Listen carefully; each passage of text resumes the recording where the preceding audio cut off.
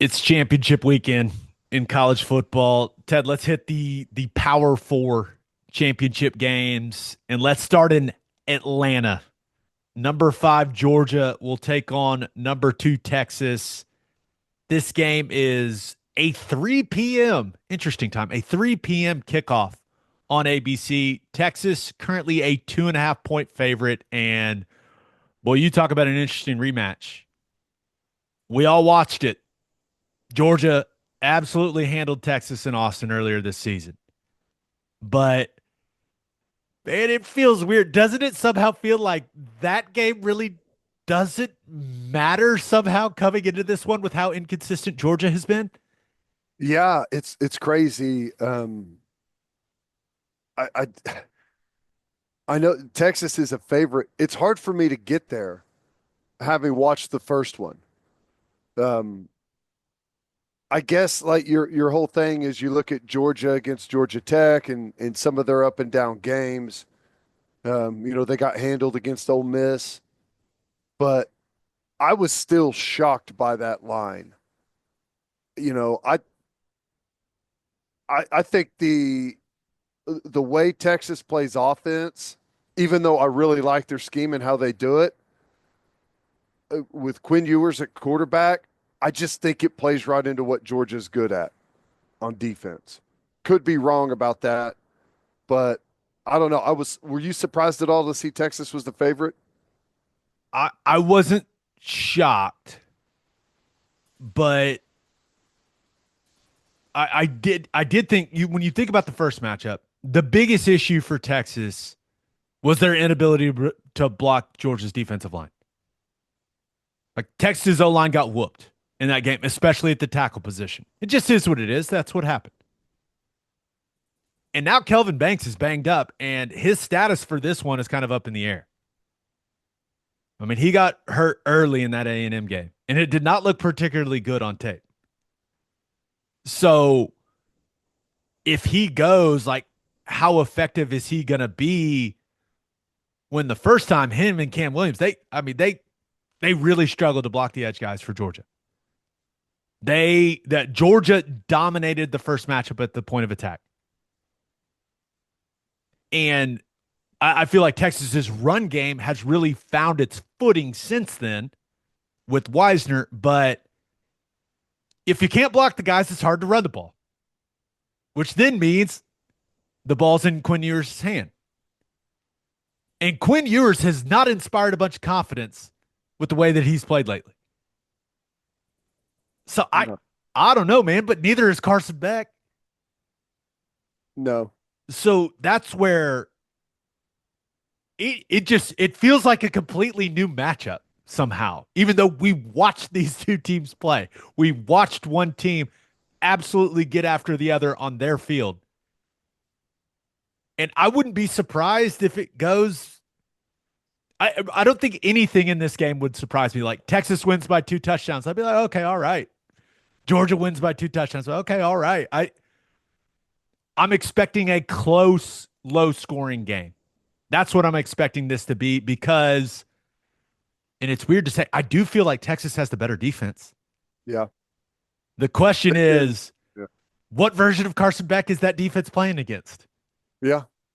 No doubt. I what I think is interesting is like matchup wise, why I think it's bad for Texas because Quinn Ewers is. I mean, he moves around a little bit, but he's.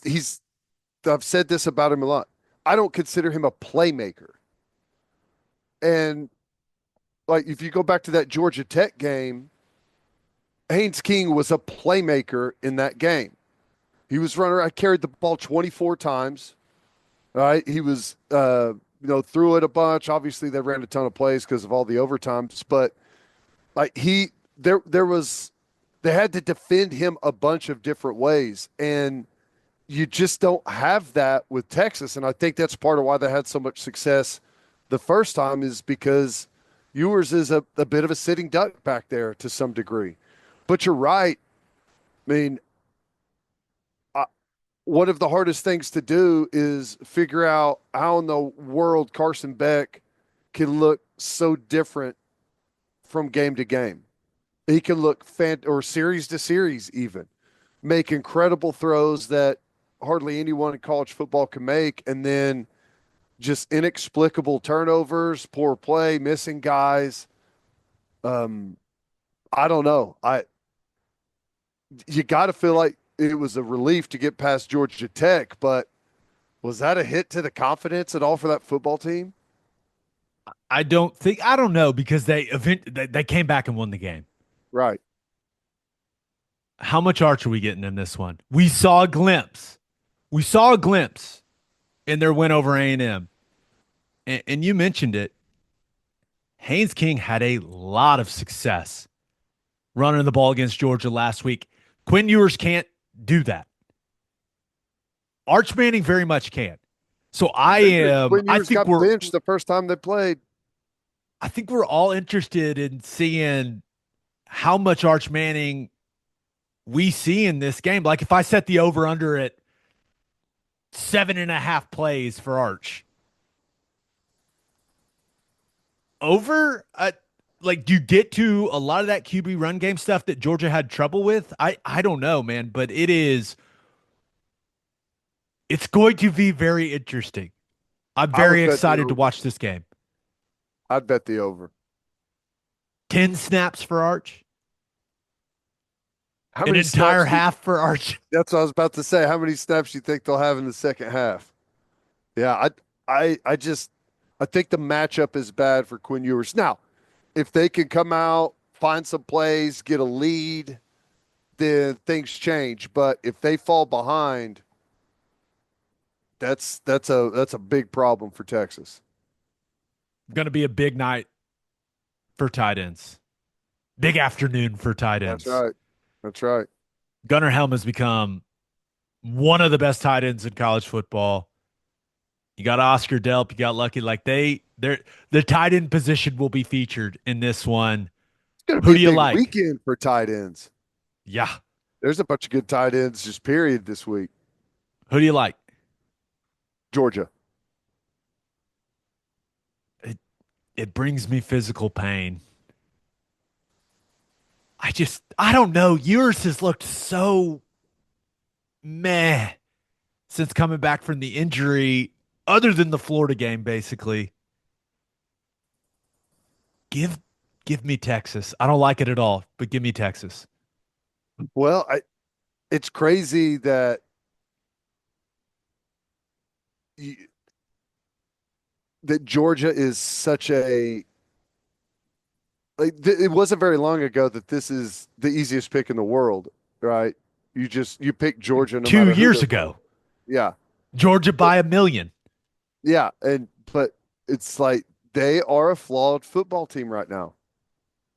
They still are capable of being the best team in the country. Like it's totally within reason to say Georgia wins the national championship this year, right? Which is crazy, but they have flaws and they've had problems. It's wild. Maybe Georgia's just a bad matchup for Texas. That's kind of what I think. I don't know. It's more fun when we're on opposite sides, but yeah. I can't wait to watch that game. It's going to be a lot of fun. Penn State, Oregon. Number 1 Oregon versus number 3 Penn State in Indianapolis, 7 p.m. on CBS. Oregon is currently a 3.5-point favorite. James Franklin just does not win games like this, right? No. He does not win big showcase games when they're an underdog. It just does not happen. But that being said, would it shock me if Penn State won this game? No, not at all. But it's also very hard to trust Drew Aller at Penn State and James Franklin to win a big game. So I don't really know where I'm at, but I feel like I know one thing for sure. And that is Dan Lanning is going to have a plan to minimize Tyler Warren's impact in this game. Make anyone else beat you if you're Oregon's defense. Don't let Tyler Warren go off, even though that guy is one of the best football players, just players, period, in college football. He's awesome. But I have to assume that Dan Lanning's number one objective for Oregon's defense is to say anyone else but Warren, make anyone else beat us Yeah. And that's going to be tough. It's going to be tough. because they line him up at quarterback. If line him up all over the place.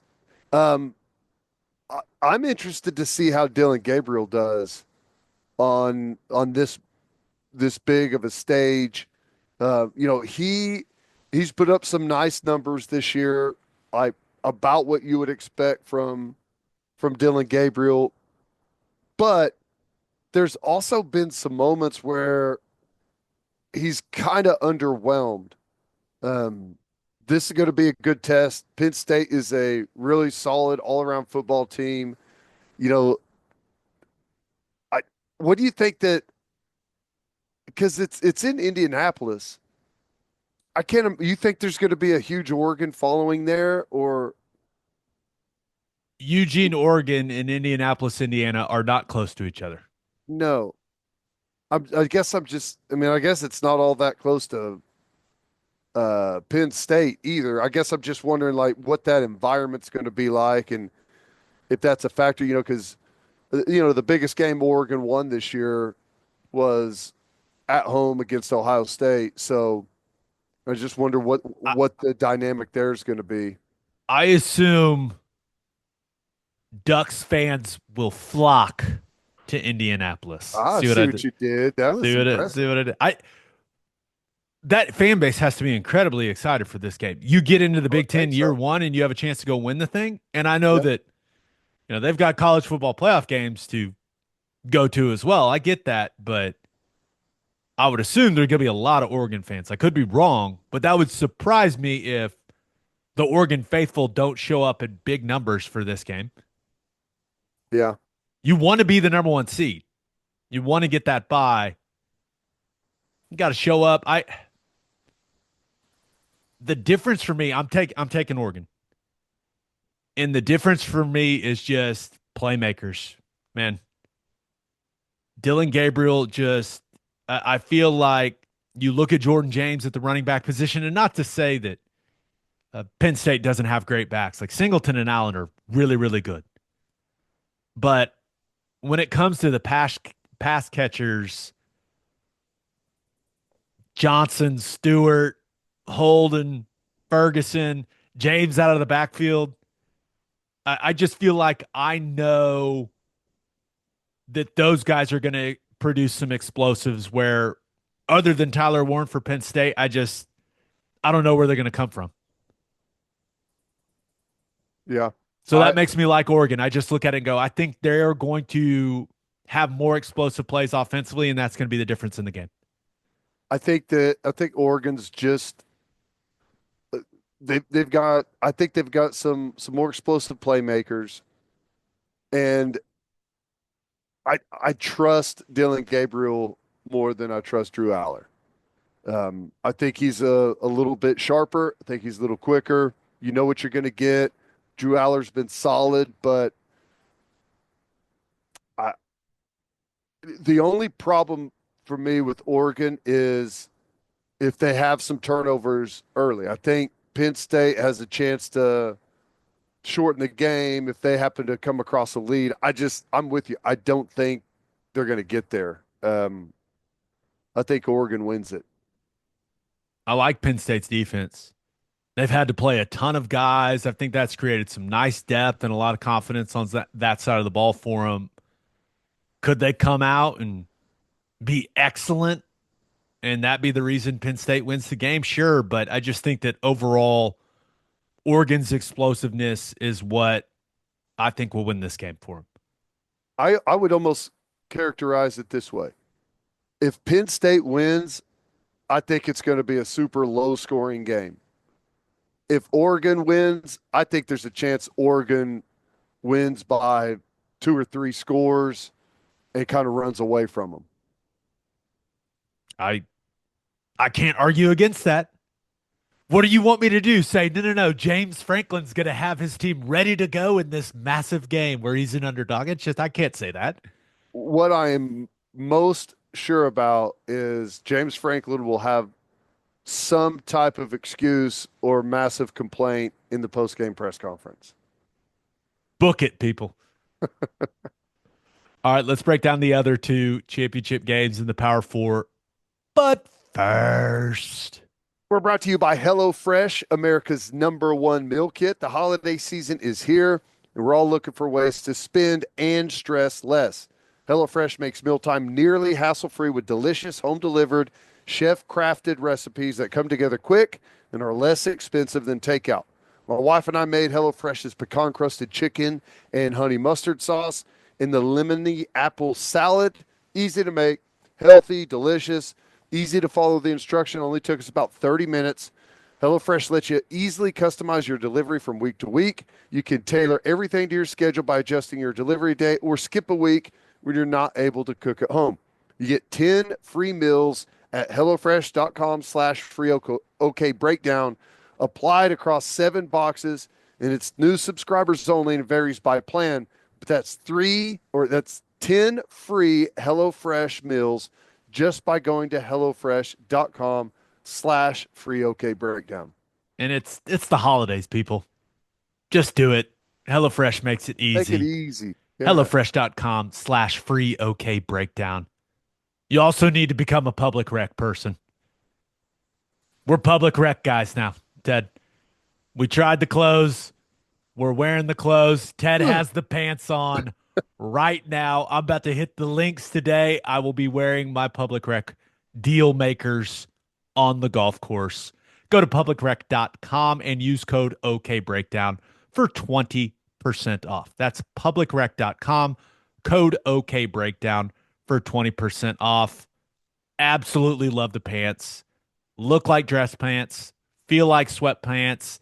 Nice and stretchy, but not too stretchy. There's a fine line there. That's right. These things are awesome. Stop suffering in regular pants and give the gift of comfort this holiday season. For a limited time only, our listeners get 20% off when you use code OKBreakdown at checkout. Publicrec.com. Use code OKBreakdown. After your purchase, they'll ask you where you heard about them. Please support our show and tell them we sent you. Say goodbye to pants that put up a fight, because when comfort meets style, you've found Public Rec. Number 17 Clemson versus number 8 SMU in Charlotte. 7 p.m. on ABC. The Ponies. I know they're the Mustangs, but it's way more fun calling them the Ponies. The Agree. SMU Ponies are currently a 2.5-point favorite, and just a weird vibes game for me, Ted. You've got just a weird vibe around Clemson coming into this game after the South Carolina loss, but Miami losing, so they get in. This game also is going to have a huge impact on what the college football playoff bracket looks like. When you look at this one, man, what do you think? It's crazy. The interesting situation that SMU is in, where everyone is basically saying you should not show up to play the game. You're in right now. If you don't play in the game, if you happen to go play and lose, there's a chance you may be out. That is a fascinating situation. I think SMU is going to win it, though. I do. Uh, I like their running game. Quarterback is dangerous. He can be a little inconsistent at times, but he's a great playmaker. And for whatever reason, I feel like Clemson has kind of lost their edge in big games for whatever reason. And the vibes that you mentioned coming, I think that has a lot to do with this game. At least for me, the way I pick it is, that invincibility that they used to kind of have and wear on the chest, I feel like it's gone. Is there any chance that Clemson just has better players than SMU and they roll? Like they just control the line of scrimmage throughout the game. Even though I know SMU's defensive line's been good. They've been getting to the quarterback. I understand that. But Clemson is supposed to have a much more talented roster than SMU. So I just maybe I'm having trouble coming to grips with the fact that Clemson's no longer Clemson. Maybe that's it. Maybe I'm being influenced. Maybe this is just a logo game for me and I'm being influenced, but Dabo Swinney's got a ton of experience in these games. What is he, 8-1 in the ACC championship game? That's got to Yeah, be probably. something, right? I I'm taking Clemson. I don't like it, but I think Clemson up and down the roster, you just have to assume they have an advantage, and you have to get the best version of Cade Klubnik in this game. Yeah. Because you Well, mentioned it, Ted. Kevin Jennings, he is extremely entertaining to watch. He is one of the most fun quarterbacks to watch in all of college football for SMU. yeah. I I hear what you're saying about like here's my only thing with Clemson. They've played some teams. There's some crossover there that you can look at, and this is always a dangerous exercise, but I think Louisville's probably the best example. And SMU went into Louisville and handled them.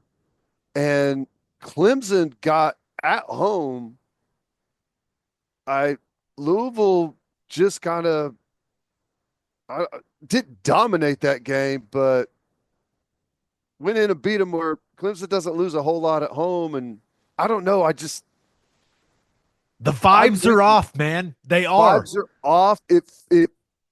It does feel like, well, SMU's still a non-power four team, and Clemson still has this good roster, but I think they're actually way closer than we would imagine. And I think I'm going to go with SMU to get the win.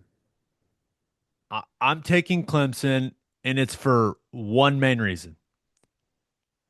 This situation could not fit into a better mold for Dabo Swinney. He gets to say, no one wants us in the playoff. No one wants to even see us in there. And he gets to play the underdog card. Oh, little Yeah. old Clemson. They don't even think we can beat SMU. And he gets to just hammer his guys over the head with that all week. And remember, when these guys signed up to play at Clemson, they were still Clemson. So I just think it fits into this perfect mold for Dabo to be at his best, to be at just his most motivational version. I think somehow Clemson goes and gets it done. I actually hope they do. I actually hope they do. I mean, because think about it. If if they win and they get into the playoff and who knows, get hot at the right time, and everyone's been pointing at him, laughing at the way that he's gone about this kind of new era. That'd be an interesting dynamic. See how that plays out. We'll see who can produce more explosive plays in the passing game. Jennings spreads the ball around, but hey, Klubnik kind of threw some up against South Carolina. His guy Yeah. went and made plays for him, but the most fascinating thing would be for SMU to lose the game in close fashion. Because Ward Yeah. Manuel did make it sound like, hey, SMU, if you lose, Alabama's in. That's how it sounded.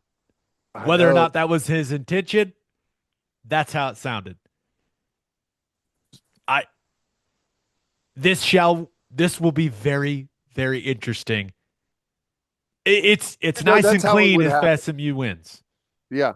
But if they lose, that Alabama's going to get in over them. That's pretty much what Ward Manuel told us. But if they lose on a last second field goal, is that still the case? I don't know. Yeah, I think so. Which is crazy because I don't know how many other schools that are sitting there in Alabama's position where that would be the case. If everything else is the same except the logo's different, is that conversation the same? That list is two schools long. Alabama, Georgia. Maybe you throw Ohio State into that mix. Maybe. Yep. But I think with how bad Alabama has looked as its at its worst and how good they've looked at their best, I only think Georgia probably fits into that category with them. Dude, we beat them by 3 touchdowns and they're still going to go to the playoff. It's crazy.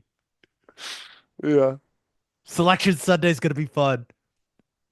We got to hit one more. And it may be the most interesting game of all of them for me, Oh or my I think gosh. it may end up being the most competitive and dramatic. Number 15, Arizona State versus number 16, Iowa State at Jerry World. 11 a.m.er, baby. Arizona State currently a 2-point favorite. Give me all the Kenny Dillingham in this one, man. I think he's going to be fired up on that sideline. The amount of intensity from the head coaches in this one could be wildly entertaining. I mean, you may have a totally different handshake before the game and after the game, right? Oh my gosh. Yeah, even though this is an 11 a.m. kick, this is probably the one that I am, because I just haven't had a chance to watch either of these teams a whole lot. I've watched Arizona State, the highlights and stuff, and kept up with what they've done, but I haven't really just been able to sit down, dial in, and watch an entire game from really either one of these teams. I like both quarterbacks. I really like Rocco Beck at quarterback. Scottaboo's had a crazy season. He's a ton of fun to watch. And Arizona State, I know the running game gets a lot of attention from them, but man, they got some skill guys. They got some wide receivers. They throw the ball all over the yard. This is gonna be a great game. Jordan Tyson getting hurt in the Arizona game is a big deal. I mean, you look at the stats, you look at the targets, that guy far and away. Is he out? Is he going to He's be out. out? I think he broke his collarbone. He's out. Uh, So you got to factor that in. But also, Iowa State's defense is not what we expect from an Iowa State defense this season. They just have not had that level of consistency we're used to seeing, and especially its run game has been an issue. And you look at what Arizona State's got at the running back position, you go, are they about to get scatterbooed? yeah. I We'll see, but I'm taking Iowa State, and here's my reasoning. I really like Rocco Beck. He absolutely has to have a special performance for Iowa State to win this game. But I think the game could come down to kicking. And it wasn't that long ago where Kenny Dillingham in a post-game press conference was going, "We're having kicking tryouts. Anyone that can kick, show up. For the love of God, help us." It's so Some of funny. these, when you're in these games where the talent's pretty even, it comes down to the small things. It comes down to the margins. And could it be field goal kicking that separates these two teams? I hope it's not the case, but Arizona State has had kicking problems. Iowa State has been okay, but Arizona State has had issues. This is so hard for me because I think Iowa State is the more consistent like type of pick in this situation. Like you're right about their defense, but there's still a good solid base of trust there. But man, when a team is hot, they're hot. And when you get that wave of momentum, it doesn't do all the work for you, but man, it could do a lot of it. I think I'm going to go with Arizona State. I I don't have much of a rebuttal, sir. I I mean, Part of me just feels like Iowa State's due. And that is not some deep analysis, but it feels like with what Matt Campbell has done to that program. Remember, they were a scheduled win when you and I were playing. Yeah. It was, oh, thank God it's Iowa State week. That's what it was. And for what Campbell's done to that program to establish the consistency that he has, I don't know. I just feel like they're due to get one. And I think the best part about this game for me is this is the ultimate positive outcome of the 12 team playoff. This game could not feel bigger for either of these teams. If you win the Big 12 championship and you're in. If you lose it and you're out. That's a really fun scenario for these two teams like coming into this game. Like how could it feel bigger for both of them? This is exactly what I wanted when the 12 team playoff was announced for a game like this to feel like it has these implications. Yes. Totally agree. But here's the thing. The Matrix doesn't want Iowa State in the playoff. You know, the story here is Arizona State. Can you even, has anyone other than Iowa State fans even watched an Iowa State game this year? I'm a sicko. I've watched them. Everyone that's a fan of college football has heard about the Arizona State run that they're on, and it's been a key storyline in college football. Iowa State has not been a storyline at all. Zero. Just the way Matt Campbell wants it, brother. That's true. It's going to, like, if Iowa State makes the playoff, everyone's going to be like, what the hell? Who made it? Iowa State? It's just so weird.